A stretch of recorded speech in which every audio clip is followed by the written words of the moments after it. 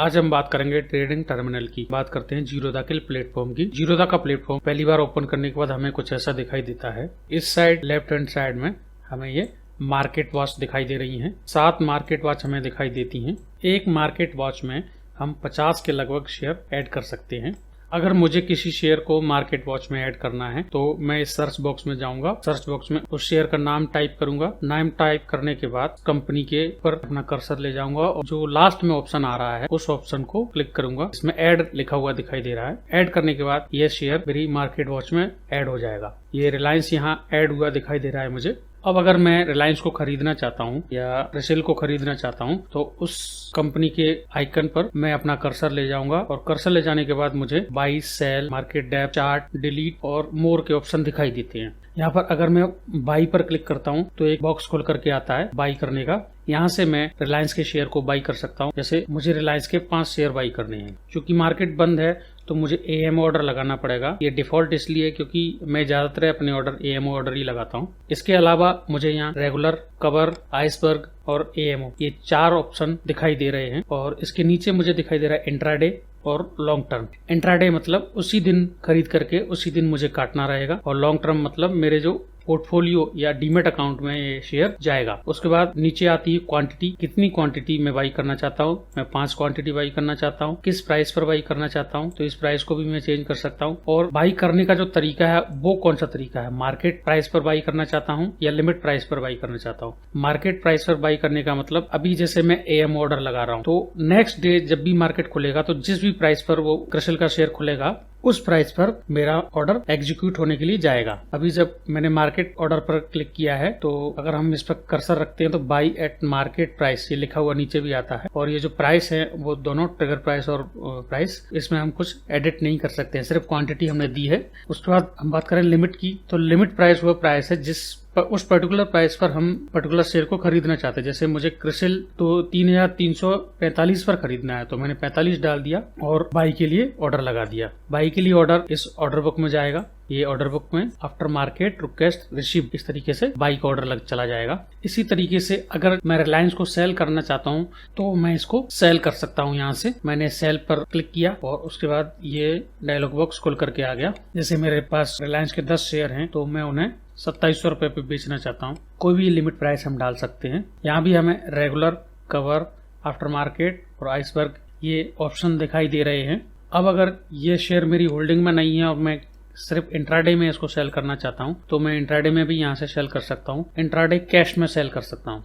3:30 से पहले मुझे इसे वापस बाई करना पड़ेगा, अदरवाइज ये ब्रोकर इसे ऑटो स्क्वायर ऑफ खुद ही कर देंगे। यहाँ हम तीसरे ऑप्शन की बात करें मार्केट डेप्थ तो मार्केट डेप्थ पे जब हम क्लिक करते हैं तो क्लिक करने के बाद हमें एक तरफ बाइंग प्राइस या बाइंग के लिए जो बिड लगी हुई है वो दिखाई देंगी और सेलिंग के लिए जो बिड लगी हुई है वो दूसरी तरफ दिखाई देंगी। चूंकि अभी मार्केट क्लोज है इसलिए न तो बाइंग बिड दिखाई दे रही है हमको और न ही सेलिंग बिड दिखाई दे रही है। अब इसके नीचे जो हमें दिखाई दे रहा है व्यू 20 डेप्थ। अभी अगर हम देखें तो 1 2 3 4 5 बिड हमें दिखाई दे रही है बाइंग की बिड और 5 ही हमें दिखाई दे रहे हैं सेलिंग की बिड। अगर हम इसे एक्सपेंड करें तो हमें 20 बिड तक दिखाई दे सकती हैं। 20 जो ऑर्डर लगे हुए हैं, किन किन प्राइस पर कितने ऑर्डर लगे हुए हैं, कितनी क्वांटिटी लोग खरीदना चाहते हैं। 20 जो ऑर्डर लगे हुए हैं, किन किन प्राइस पर कितने लोग बेचना चाहते हैं, कितनी क्वांटिटी बेचना चाहते हैं, ये 20 क्वांटिटी तक हम देख सकते हैं। उसके बाद हमें इसके जस्ट नीचे ये open, high, low, previous close, volume, last traded quantity, average price, last traded time, lower circuit और अपर सर्किट ये भी दिखाई देते हैं। Open, high, low, previous close इन सब के बारे में हम पहले ही बात कर चुके हैं। लोअर सर्किट और अपर सर्किट 2 अलग टर्म हैं।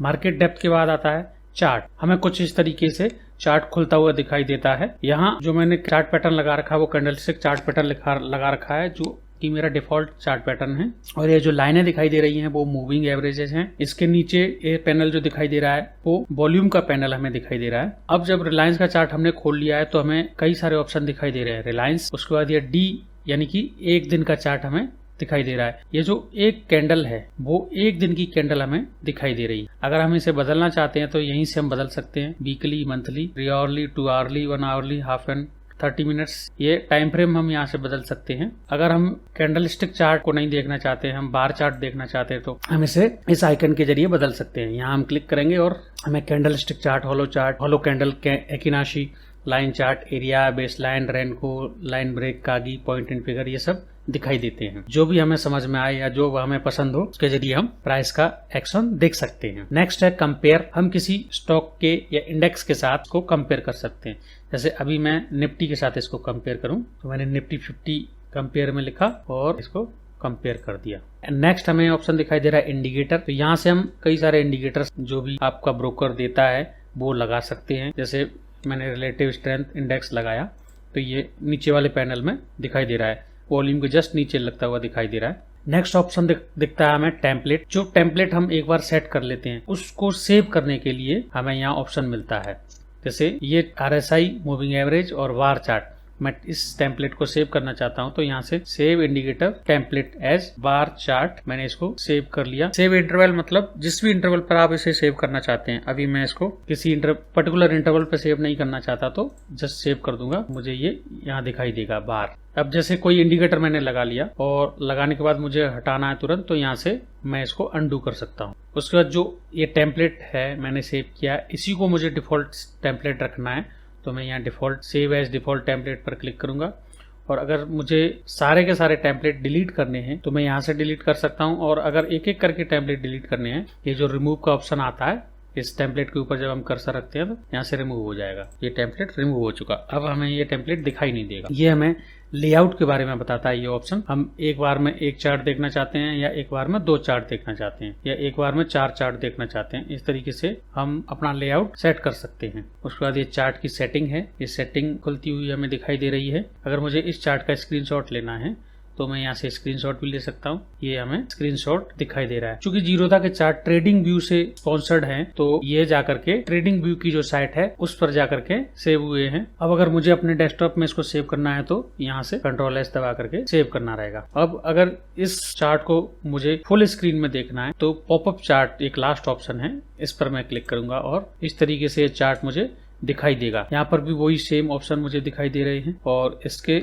साइड में मुझे ड्राइंग के कुछ टूल्स दिखाई दे रहे हैं। अब जैसे मुझे कोई शेयर खरीदना है, खरीदने के लिए मैं सबसे पहले उसका चार्ट एनालिसिस करूंगा कि वह खरीदने के लिए ठीक है या नहीं है, या फिर मैं उसका फंडामेंटल एनालिसिस करूंगा। अब इसके चार्ट पर हम फोकस करें तो चार्ट जब मैंने यहाँ खोला, ये जो जीरोधा है अपना चार्ट जो प्लेटफॉर्म है वो ट्रेड IQ से या ट्रेडिंग व्यू से लेता है। तो ये जो फंक्शनलिटी हमें दिखाई दे रही है वो ट्रेडिंग व्यू की जैसी ही दिखाई दे रही है। तो एक बार मैं ट्रेडिंग व्यू खोल करके देखता हूँ तो इस तरीके से ये ट्रेडिंग व्यू और जीरोधा के चार्ट हमें सेम दिखाई देते। तो या तो हम जीरोधा में ही अपना एनालिसिस कर लें या फिर ट्रेडिंग व्यू में ही हम अपना एनालिसिस कर लें। ये हमें एंजल वन का ट्रेडिंग टर्मिनल दिखाई दे रहा है, इसमें भी ये डैशबोर्ड है।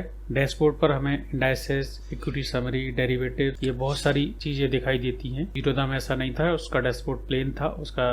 इसके ऊपर हमें Nifty, BSE Sensex, bank Nifty, India VIX ये दिखाई दे रहा है। उसके जस्ट साइड में हमें पोर्टफोलियो दिखाई देता है। मार्केट के अंदर हमें वॉच लिस्ट दिखाई देती है, वॉच लिस्ट 1, 2, 3, 4, 5, इस तरीके से हमें ये वॉच लिस्ट दिखाई दे रही है। अगर जैसे मैं वॉच लिस्ट में ऐड करना चाहता हूँ तो सेम जीरोधा की तरह ही यहाँ इस कर्सर जो सर्च बॉक्स है उसमें जाऊँगा, रिलायंस या जो भी कंपनी मुझे ऐड करनी है उस पर टाइप करूँगा। उसके ऊपर मैं अपना कर्सर ले जाऊँगा और उसको जस्ट प्लस का निशान यानी कि ऐड कर दूंगा, रिलायंस NSE। ये इस तरीके से यहाँ ऐड हो गया। ऐड होने के जस्ट बाद यहाँ ऑप्शन खुल कर क्या रहे, बाई और सेल।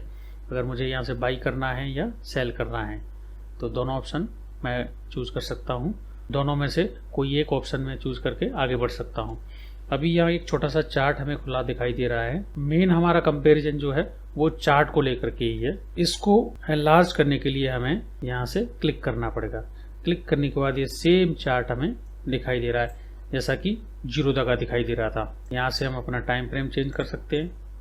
ये हमने डेली टाइम फ्रेम लगा लिया और इस चार्ट के ऊपर हमें बाई और सेल के ऑप्शन दिखाई दे रहे हैं। यहाँ से हम बाई कर सकते हैं, यहाँ से हम सेल कर सकते हैं। एंजल वन भी अपना जो चार्टिंग सोर्स है या वो ट्रेडिंग व्यू से ही ले रहा है। मतलब जीरोधा के चार्ट और एंजल वन के चार्ट सेम ही निकल करके आते हैं। चार्ट में हमें जीरोधा के चार्ट में और एंजल वन के चार्ट में कोई स्पेसिफिक अंतर दिखाई नहीं दे रहा है, क्योंकि ये दोनों ही ट्रेडिंग प्लेटफॉर्म अपने चार्ट ट्रेडिंग व्यू से सोर्स करते हैं, वहीं से ट्रेडिंग व्यू से ही अपने चार्ट लेते हैं। तो चार्ट देखने के लिए या तो ब्रोकर का जो टर्मिनल है उसमें हम चार्ट देख सकते हैं, या फिर ट्रेडिंग व्यू में ही हम चार्ट देख सकते हैं। ट्रेडिंग व्यू सबसे बेस्ट वेबसाइट मानी जाती है चार्ट देखने के लिए।